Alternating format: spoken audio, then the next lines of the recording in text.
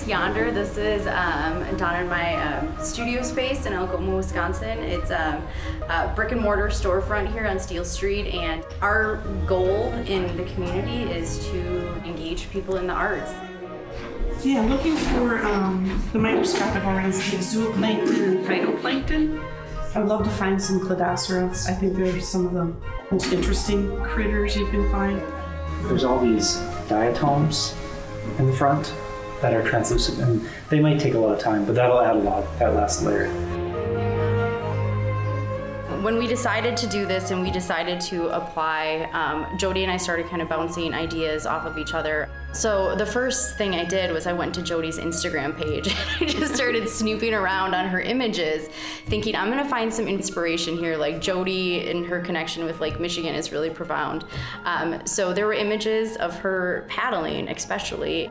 Then I started to look at, what kind of species in life lives in Lake Michigan, and I came across this totally psychedelic and beautiful organism called the diatom, and I'm like, Jody, what is this? Tell me about this. This is awesome. We went to, what is the heart of the lake, and what can't the lake live without? And there's a lot of things, but the whole food web starts with your phytoplankton and then your zooplankton. You need those tiny little microscopic organisms that you cannot see. Like on my microscope here, it just looks like a drop of water. When you start to see these patterns that are formed by nature, it's just mind-blowing, and the brightness of the green of the plant living.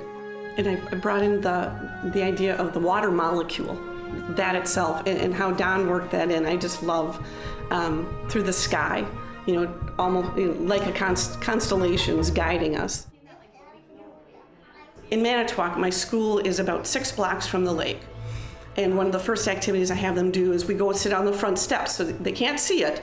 And I ask them to draw a map of school to the lake. And what has been so gut-wrenching for me is that they can't, why am I getting emotional?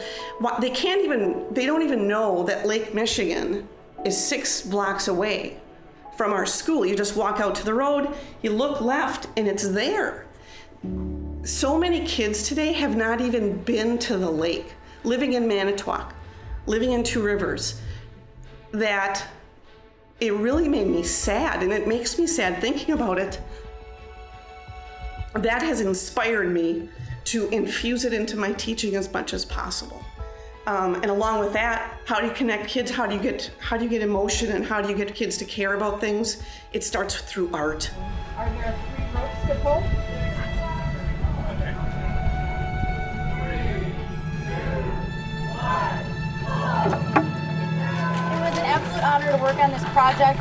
I got to work with 2 of my favorite people, Don and Jody, and with 2 organizations, Seagrant and the city of Sturgeon Bay, who've proven to believe in the importance and value public art as well as value our Great Lake Michigan.